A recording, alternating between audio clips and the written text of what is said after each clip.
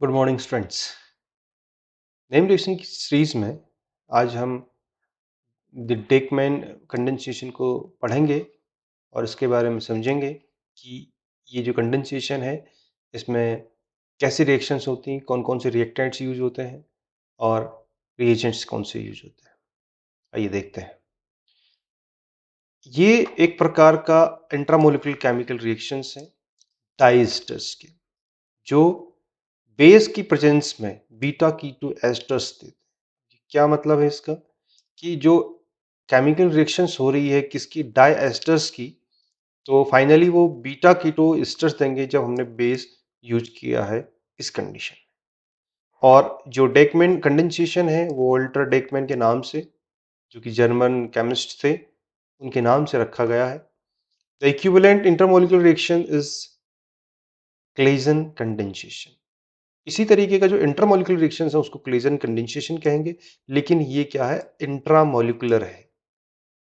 ये समझने वाली बात है कि the Dieckmann condensation is the intramolecular chemical reaction of diesters with base which gives beta ketoesters, and we already know that it is named after the German chemist Walter Deckmann. He lived from 1869 to 1925, and the equivalent reaction of this Deckmann is Claisen condensation, but this Claisen condensation always undergo through the intermolecular reaction, intermolecular processes. Now, this is the reaction. Here we have diesters, means the दो ester होंगे, एक ester इस system के first and में है और दूसरा ester ester group दूसरे एंड पे है। Means these there are two diesters groups, so it is known as diesters. This diester मतलब एक मॉलिक्यूल है। इंट्रामोलिकुलर इसीलिए कहा गया कि एक ही मॉलिक्यूल में दो बार फंक्शनल ग्रुप यूज हुआ है, तो इसलिए इंट्रामोलिकुलर होगा, और जो कि बेस की प्रेजेंस में रिएक्शन करेगा और फर्दर अगर इसका एसिडिफिकेशन करेंगे तो हमें ये ROH इसमें से एलिमिनेट हो जाता है और प्रोडक्ट हमें मिल जाता है बीटा कीटो एस्टर। तो बीटा पोजीशन पे कीटोनिक ग्रुप जुड़ जाता है। हमने कहा कि ये एस्टर ग्रुप है, इस एस्टर ग्रुप के बगल वाले कार्बन को हम अल्फा कार्बन कहेंगे और उसके जस्ट एडजेसेंट कार्बन को हम बीटा कार्बन कहेंगे। मींस अल्फा कार्बन की जस्ट बगल में बीटा है, तो ये बीटा पोजीशन पे कीटोनिक ग्रुप है, तो इसको कहेंगे हम बीटा कीटो एस्टर्स। नाम क्या आएगा, बीटा पोजीशन पे कीटोन है और बीटा पोजीशन पे कीटो का मतलब है beta keto, and this is esteric group beta keto ester. Means this is intramolecular chemical reactions which undergo the treatment with base and further the acidic condition, and the elimination of ROH took place, means the addition which followed by the elimination, and this elimination is here alcoholic group. This elimination finally give us beta keto ester. अब इसकी mechanism समझते हैं, ये कैसे हुआ, इसकी reaction mechanism.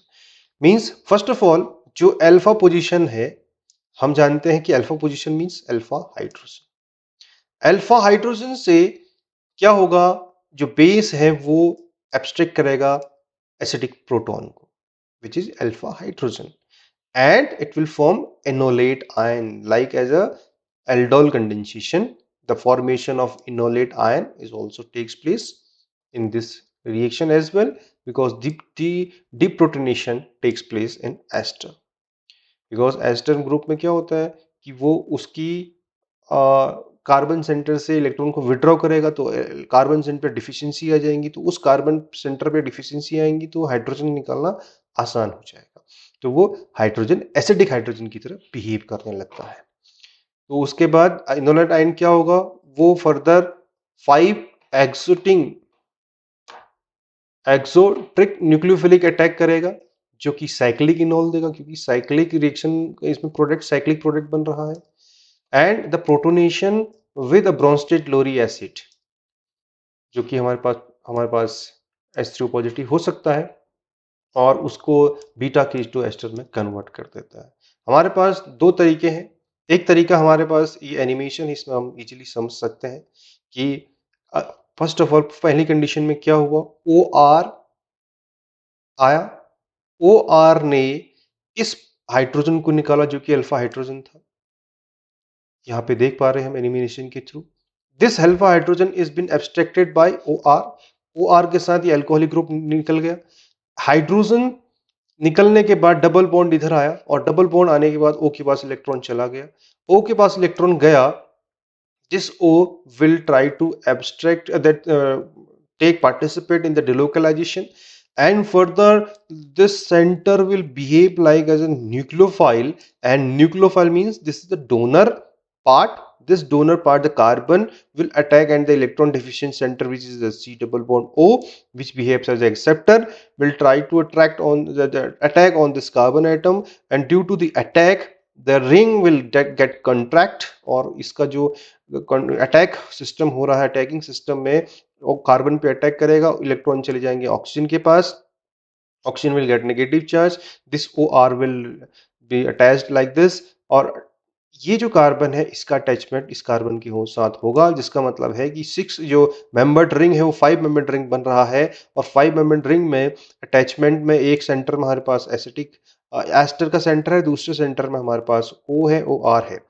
OR being as a good living group will eliminated by the O negative, O ने electron दिया और O will get the double bond here and OR will further removed out, and that OR which has been eliminated from this center will try to abstract and even abstract the acidic proton further, which is alpha hydrogen as well.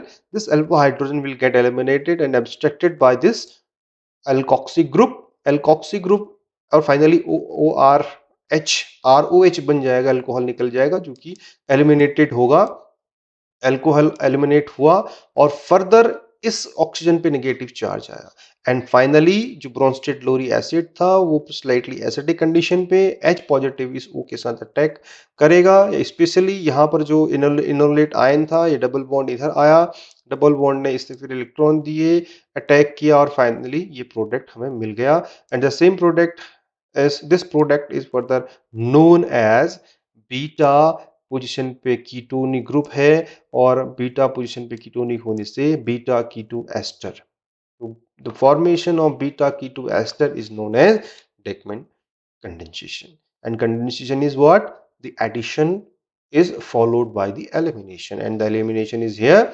ROH, और या कहीं कहीं पे water molecule eliminate होता है, यहाँ पे alcoholic group eliminate हुआ है। यहाँ पे एनिमेशन है, इस एनिमेशन को आप देख सकते हैं कि किस तरीके से अटैक हो रहा है, 4 मेंबर्ड रिंग जो 5 मेंबर्ड रिंग का फॉर्मेशन किस तरीके से हो रहा है, डबल बॉन्ड किस प्रकार से बन रहा है, एलिमिनेट इस एनिमेशन में आसानी से देखा जा सकता है। एच बचा, इस एच को ओ आर अटैक करके लेके जाएगा, double bond will transfer the same way, finally double bond will transfer, enolate formation will take place, the positive or will try to abstract the proton further from the acidic condition, this H positive will attack, and finally hydrogen फिर यहाँ जुड़ जाएगा, double bond इधर आ गया, O negative positive, और positive neutralise हो गया, और हाइड्रोजन के बेसिस पे हमारे पास एक प्रोडक्ट मिला जिसको हम बीटा कीटो एस्टर यहाँ पे पूछते हैं। This is the end of this. लेकिन थोड़ा सा अगर समझें कि स्टीरिक स्टेबिलिटी की बात करें तो 5 और 6 मेंबर रिंग की बात करें तो structure will preferably will formed, तो दीज स्ट्रक्चर्स कौन कौन से 5 और 6 मेंबर रिंग यहाँ पे बनते हैं। 1,6 diester will form 5 membered cyclic ketoester beta kestoester, and जबकि 1,7 diesters will form 6 membered beta kestoester। अगर ये कौन सा है 1 2 3 4 5 6, इसको हम बोलते हैं 1,6 1 पोजीशन और 6 पोजीशन में डाइस्टर 1,6 डाइस्टर्स 1,6 डाइस्टर्स। अगर ये 1,7 डाइस्टर्स होता तो ये 5 मेंबर्ड की जगह 6 मेंबर्ड रिंग बनाता। तो ये मैकेनिज्म है डेकमैन रिएक्शन की और या डेकमैन कंडेंसेशन की। This is the end of this topic. If you like this video just press the like button, share it and subscribe Gurukulam Jyoti, क्योंकि हम इस तरीके के वीडियोस लेते आएंगे। Thanks for watching.